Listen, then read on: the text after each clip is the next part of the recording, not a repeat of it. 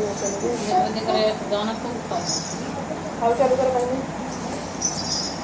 दोस्तों, नमस्कार। मैं कंचन मौर्य आप सभी का स्वागत करती हूँ सब दीदी के यूट्यूब चैनल पर। तो भैया हरे आज है बुधवार, फिर से हमारे घर देखा था एकदम धमाकेदार भीड़ बाटे, बड़ा मस्त लागत है, बहुत अच्छा लागत है घर। तो आज जो नहाई हाई देखा था जो हरियर की कड़िया में नई नई दुल्हन हमारे यहाँ आए बाटे। इनका नाम है सपना सुल्तानपुरी मोहजिद ने खाओ सपना सुल्तानपुरिया। तो भैया गीत लग गए हैं देहाती नाच गीत, और ऐसे घूटक तरह तरह गई हैं, बढ़िया से नाच करी हैं। आप सब कमेंट में बताया इतना हम लोग मेहनत करत है, सपोर्ट करत जाए, कैसा लागत है कमेंट में बता दीजिए। चला शुरू करा यही जवा गोड़वा में फोड़ फाड़ दी धुन मेरा चला काली रे बदरिया मोर चुएल बखरी, काली रे बदरिया मोर चुएल बखरी, ढेर काली रे बदरिया मोर चुएल बखरी, ढेर काली रे बदरिया मोर चुएल बखरी। 4 रुपया मोर सासुर गए कमाई, 4 रुपया मोर सासुर गए कमाई, 4 रुपया मोर सासुर के कमाई, 4 रुपया मोर सासुर के कमाई। ओहमे रोटिया बनाई की छवाई बखरी, ओहमे रोटिया बनाई की छवाई बखरी, ओहमे रोटिया बनाई की छवाई बखरी, ओहमे रोटिया बनाई की छवाई बखरी, ओहमे रोटिया बनाई की छवाई बखरी, ढेर रोटिया बनाई की छवाई बखरी, ढेर काली रे बदरिया मोर चुएल बखरी, ढेर काली रे बदरिया मोर चुएल बखरी, चुएल बखरी हो चुएल बखरी, ढेर काली रे बदरिया मोर चुएल बखरी, ढेर काली रे बदरिया मोर चुएल बखरी, ढेर काली रे बदरिया मोर चुएल बखरी, ढेर काली रे बदरिया मोर चुएल बखरी।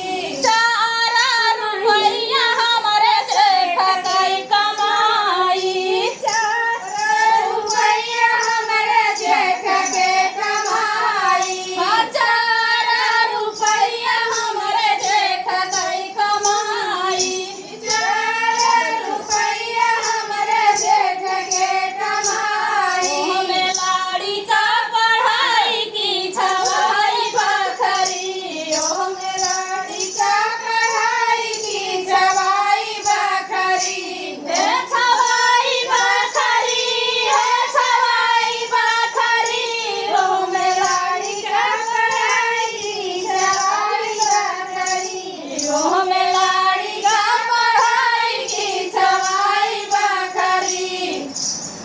हो काली रे बदरिया मोर चुएल बखरी, ढेर काली रे बदरिया मोर चुएल बखरी, ढेर काली रे बदरिया मोर चुएल बखरी।